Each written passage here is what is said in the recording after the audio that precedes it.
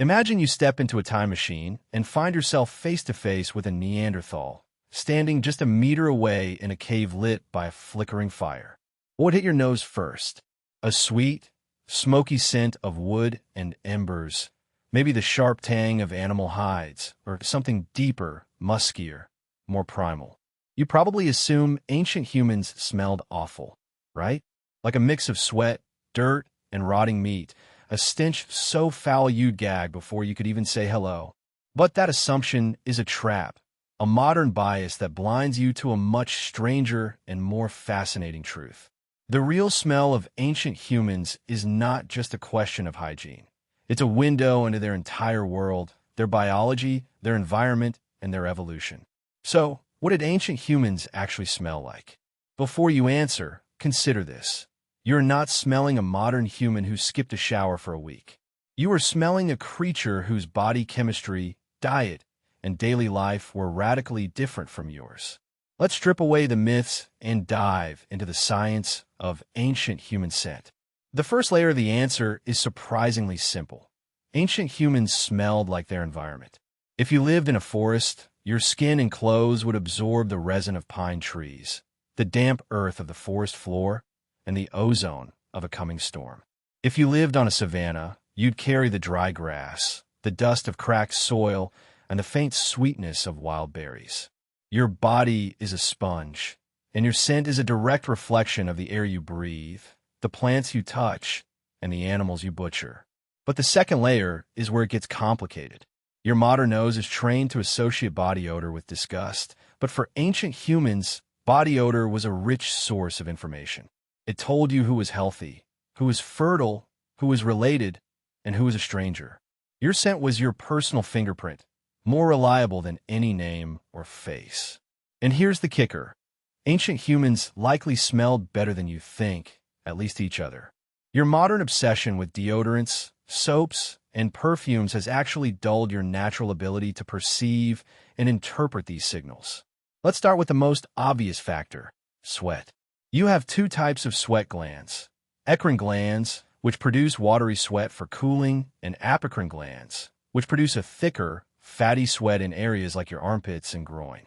That fatty sweat is odorless when it leaves your body. The smell comes from bacteria that feast on it, breaking down the lipids and proteins into volatile compounds like thioalcohols, the same molecules that give onions and garlic their pungent kick. Ancient humans had the same glands and the same bacteria, but the cocktail of microbes on their skin was different. Your modern skin is a battlefield of industrial chemicals, antibiotics, and harsh soaps that have wiped out many of the ancient bacterial strains. A Neanderthal's armpit was a thriving ecosystem of bacteria that evolved alongside them for hundreds of thousands of years. Those bacteria produce a scent that was unique to their individual microbiome, a smell that was as distinct as their face. And that scent was a signal. Studies of modern hunter-gatherer groups, like the Hadza of Tanzania, show that their body odor is less offensive to them than it is to outsiders. Why? Because they are familiar with the bacterial signatures of their own community. Your nose is a social organ, and ancient humans used it constantly to read the emotional state, health, and identity of everyone around them. Now let's talk about diet. What you eat literally changes how you smell. Ancient humans ate a diet that was radically different from yours. No processed sugar, no dairy in most populations, no refined grains. Their meals were dominated by lean meat, wild plants, roots, and seasonal fruits. A diet high in red meat, for example, can increase the concentration of certain sulfur compounds in your sweat, giving it a slightly metallic, gamey edge. But ancient humans also ate a lot of fibrous plants, which promote a different set of gut bacteria that produce compounds that can be excreted through your skin. One study found that eating a plant-based diet for just 2 weeks can make your body odor less intense and more pleasant to others. So, if ancient humans ate a diet rich in wild greens, berries, and tubers, they might have actually smelled fresher than a modern person who eats a lot of processed meat and dairy. But wait, there's more. Ancient humans also used fire, and fire is a powerful scent transformer. The smoke from a wood fire clings to everything: your hair, your skin, your clothes. That smoky scent is not just a perfume. It's a signal of your status as a fire user, a sign that you are part of the human tribe. Smoke also masks other odors, both human and animal. When you sit by a fire, you're essentially marinating yourself in a cloud of antimicrobial compounds like phenols and creosols, which can kill some of the bacteria on your skin. That means a Neanderthal who spent hours in a smoky cave might have actually had lower levels of the bacteria that cause strong body odor. So, the stereotype of the stinky caveman might be completely backwards. The smoky scent of ancient humans might have been more pleasant than the stale, chemical smell of a modern office worker. But let's not romanticize too much. Ancient humans did not have toilet paper, running water, or toothpaste. They lived in close quarters with their own waste, with animal carcasses, and with the rotting remains of their meals. The smell of a prehistoric camp was a complex symphony of odors. The sweet decay of a discarded bone, the sharp ammonia of urine, the earthy tang of fermented berries, and the metallic bite of fresh blood. And then there was the smell of death. Ancient humans lived in a world where death was a constant presence. They buried their dead, but they also sometimes left them exposed to the elements. The smell of a decomposing body is a powerful, unforgettable odor, a mix of putrescine and cadaverine that triggers a deep, evolutionary aversion. That smell was a daily reality for ancient humans, not something they could escape by closing a window. So how do they cope? They adapted. Your nose is incredibly good at habituation. After a few minutes in a strong smell, your olfactory receptors stop sending signals to your brain. Ancient humans lived in a world of constant odors, so their sense of smell was likely more acute in some ways and more blunted in others. They could probably detect the faintest hint of a predator on the wind, but they were also used to smells that would make you gag. Now, let's get specific. What did different groups of ancient humans smell like? Let's start with the Neanderthals, who lived in Europe and Asia from about 400,000 to 40,000 years ago. Neanderthals had a stocky build, a large nose, and a heavy brow ridge. But what about their smell? Their diet was heavily focused on meat, especially large game like mammoths, bison, and reindeer. That diet would have given them a strong, gamey scent, similar to the smell of a carnivore. Their bodies were also covered in a layer of fur, not the thick pelt of a bear, but a fine, downy hair that would have trapped body heat and, with it, body odor. Imagine the smell of a wolf's den, a mix of fur, blood, and damp earth, and you're getting close. But Neanderthals also used plants. We have evidence that they used medicinal plants like yarrow and chamomile, which have strong, aromatic scents. They might have used these plants not just for medicine, but also as a kind of natural perfume. Imagine a Neanderthal who has just crushed chamomile flowers in their hands. That sweet, apple-like scent would have mixed with the smoky, meaty smell of their body. Now, let's move to early Homo sapiens, who emerged in Africa around 300,000 years ago. Early Homo sapiens had a more varied diet than Neanderthals. They ate a wider range of plants, shellfish, and small game. Their smell would have been less gamey and more earthy, with hints of a sea if they lived near the coast. They also used ochre, a red pigment made from iron oxide, which they ground into a powder and applied to their skin. Ochre has no strong smell, but it was often mixed with animal fat or plant oils, creating a paste with a distinct, fatty, slightly rancid odor. That ochre paste was not just decoration. It was a sunscreen, an insect repellent, and a social signal. So, an early Homo sapiens might have smelled like a mix of earth, fat, and smoke, with a faint sweetness from the plant oils. But let's not forget the most important factor: time. Ancient humans did not live in a single moment. They lived their entire lives in these smells. A modern person who goes camping for a week comes back smelling like smoke and dirt, and they can't wait to shower. Ancient humans never showered. Their smell was a permanent part of their identity. And here's a thought experiment that might change how you see them. Imagine you are an ancient human, and you meet a modern human who has just stepped out of shower, wearing deodorant, perfume, and clean clothes. To you, that modern human would smell strange, almost alien. You would be hit by a blast of synthetic chemicals, a mix of artificial floral notes, alcohol, and musk that is completely unnatural. That smell would be so foreign that you might find it repulsive. And that's the key insight. Smell is cultural. What you find pleasant or disgusting is shaped by your environment and your experiences. Ancient humans did not smell bad. They just smelled different. Now, let's bring some science into the mix. In 2024, a team of researchers from the University of Prague published a study on the scent of ancient humans. They analyzed the chemical compounds preserved on bone tools and artifacts from Neanderthal and early Homo sapiens sites. They found traces of fatty acids, sterols, and plant resins that would have been present on the skin. One of the most interesting findings was the presence of squalene, a compound that is produced by your sebaceous glands and gives your skin a slightly oily, waxy scent. Squalene is also found in olive oil and shark liver oil, and it has a faint, musky odor. The researchers also found traces of cholesterol, which is broken down by bacteria into compounds that smell like stale sweat. But here's the twist. The levels of these compounds were much lower than what you would find on a modern person who has not showered for a day. Why? Because ancient humans had a different skin microbiome. The bacteria on their skin were more efficient at breaking down these compounds, producing fewer volatile byproducts.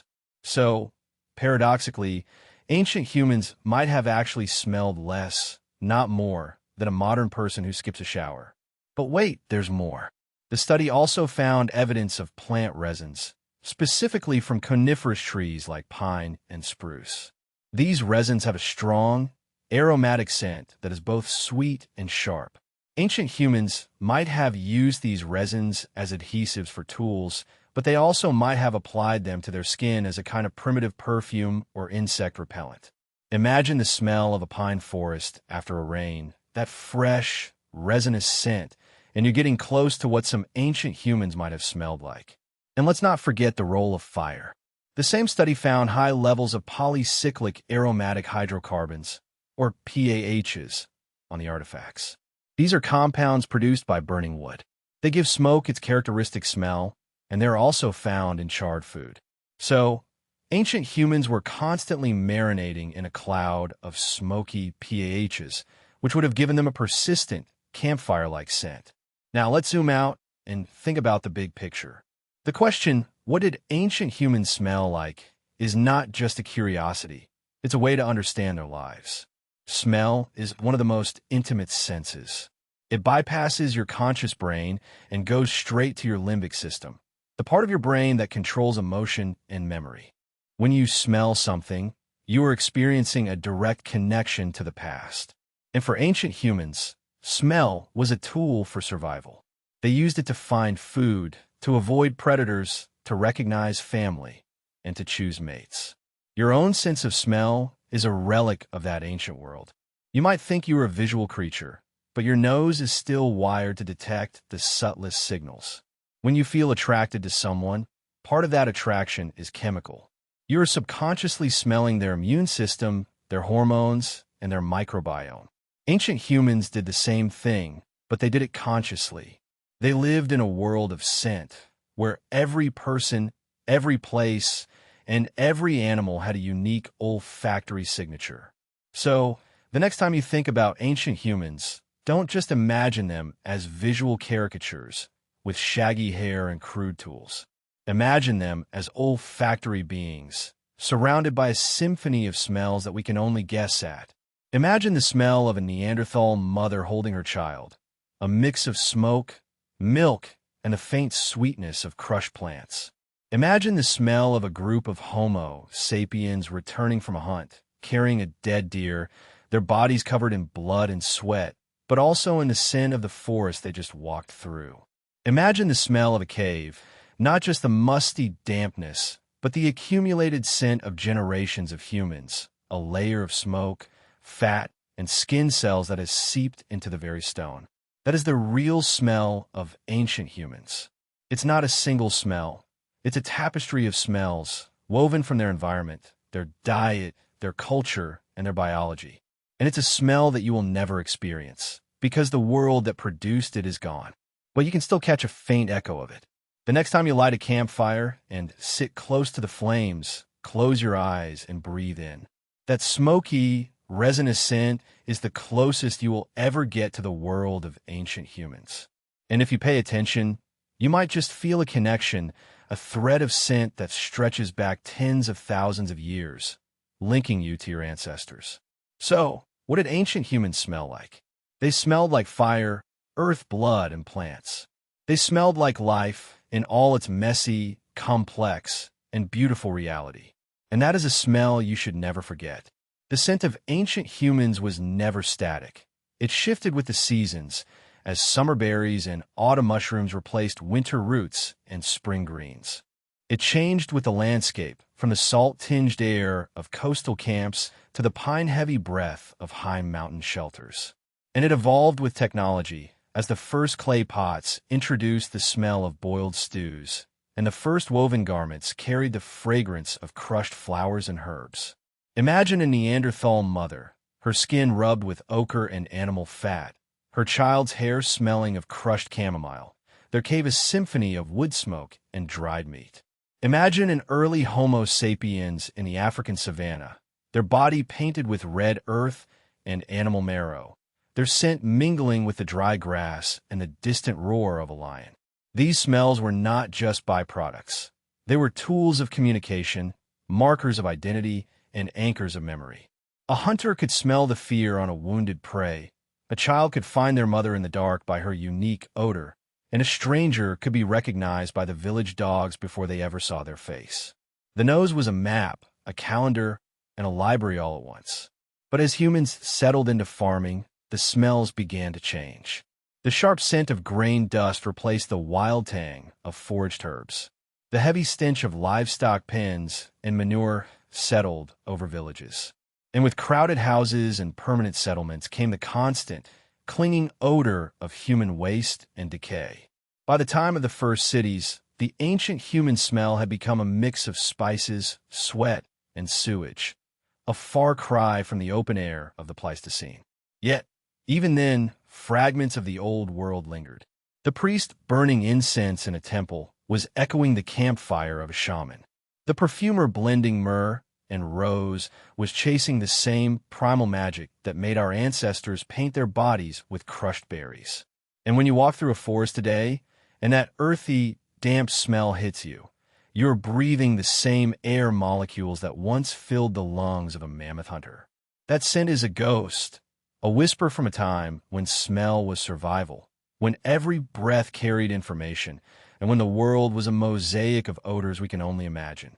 So, the next time you smell rain on dry soil, or the smoke from a distant wildfire, or even the sweat on your own skin after a long day, remember, you are smelling history. You are smelling the same elemental compounds that defined our ancestors, and you are carrying that ancient tapestry within you, woven into your DNA, waiting for the right scent to unlock it.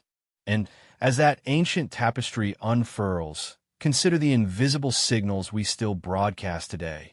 Our modern deodorants and perfumes are not just luxuries, but echoes of a deep need to manage social perception.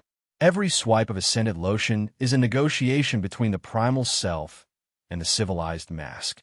The armpit, that forgotten gland of history, still leaks the same pheromonal whispers that once linked lovers and rivals in the Pleistocene dusk.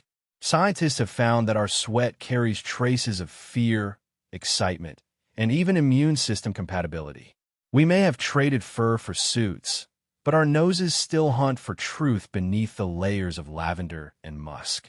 The smell of a newborn's head, that unique blend of amniotic fluid and milk, triggers the same oxytocin rush in a modern parent as it did in a cave mother. And the scent of a lover's neck, long after the candle is blown out, remains a fossil of a bond older than language. Yet, we have also created new odors that would have baffled our ancestors. The sterile tang of a hospital, the sharp bite of gasoline, the sweet fake of artificial strawberry, these are alien smells in the ancient olfactory world.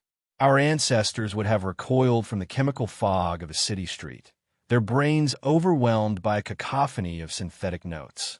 But perhaps the most profound shift is the loss of the smell of the wild. We no longer know the scent of a predator's den, the musk of a rutting deer, or the damp fur of a wolf pack on the hunt. Those smells have been erased from our daily lives, replaced by the monotony of air conditioning and asphalt. Yet, when a wildfire rages or a thunderstorm breaks, we catch a ghost of that ancient terror and awe. Our pupils dilate, our hearts race, a reflex carved by a million years of smelling danger. And in the quiet of a library, the smell of old paper and bindings can transport us back to a time when knowledge was passed through smoke and bone. That smell is a bridge, linking the scrolls of Alexandria to the campfire stories of our ancestors.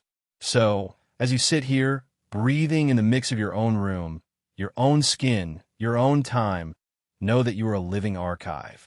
Every inhale is a conversation with the past. Every exhale, a vote for the future.